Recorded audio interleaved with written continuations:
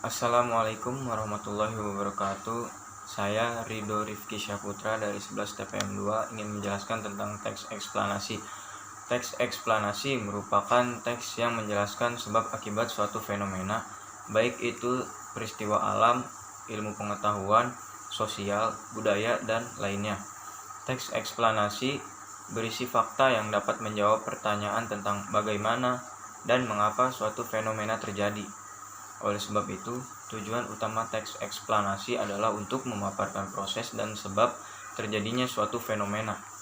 Penjelasan yang dipaparkan dalam teks eksplanasi berdasarkan bidang keilmuan atau bersifat ilmiah yang mengacu pada fakta, realita, teori, dan hasil penelitian yang dilakukan oleh ilmuwan. Struktur teks eksplanasi. Teks eksplanasi tersusun atas suatu struktur yang memudahkan kita dalam memahami isi teks. Adapun struktur teks eksplanasi adalah sebagai berikut. 1. Pernyataan umum.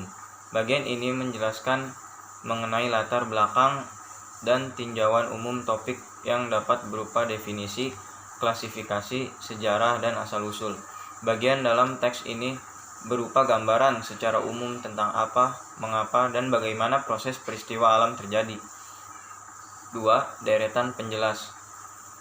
Pada bagian ini berisi perincian proses atau sebab terjadinya suatu fenomena yang juga mencakup akibat dan dampak yang ditimbulkan. 3. Interpretasi. Bagian ini berisi penafsiran penulis mengenai topik dengan perspektif tertentu yang lebih luas dan menyeluruh, serta menjelaskan korelasi peristiwa yang menyertainya. 4. Simpulan. Pada bagian akhir teks terdapat tanggapan penulis dan menyikapi fenomena berupa pernyataan reflektif yang bersifat umum. Ciri-ciri teks eksplanasi. Berikut ciri-ciri atau karakteristik teks eksplanasi yang dapat memudahkan kita untuk membedakan antara teks eksplanasi dengan teks lainnya. 1. Ilmiah. Fenomena yang dijelaskan dalam teks eksplanasi berdasarkan konteks ilmiah, yaitu berupa fakta, realita, teori, dan penelitian.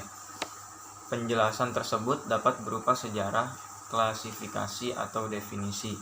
2. Logis. Penjelasan fenomena dalam teks eksplanasi bersifat logis dan teoretis. 3. Objektif. Penjelasan dalam teks dapat disertai argumen yang bersifat objektif dengan didukung teori yang relevan, sehingga dapat pula dijadikan rujukan yang valid. 4. Bukan teks eksposisi. Teks eksplanasi tidak bertujuan memengaruhi pembaca, tetapi memaparkan fakta berdasarkan bidang keilmuan. 5. Bukan teks prosedur. Teks eksplanasi menjelaskan proses yang alami, tidak disadari, dan melalui jangka waktu yang panjang. Kaidah kebahasaan teks eksplanasi. Kopula. Kata ini digunakan untuk menjelaskan definisi kata, istilah, atau konsep yang berkaitan dengan suatu fenomena. Misalnya, merupakan dalam kalimat Indonesia merupakan negara kepulauan. Kata kerja aktif. Kata ini kerap digunakan pada bagian deretan penjelas, sebab bertujuan menjelaskan sebab dan proses, sehingga subjek atau fenomena berperan sebagai tujuan dari suatu perbuatan atau peristiwa tertentu. Konjungsi. Konjungsi yang digunakan menjelaskan hubungan sebab akibat dan hubungan kronologi terjadinya suatu fenomena.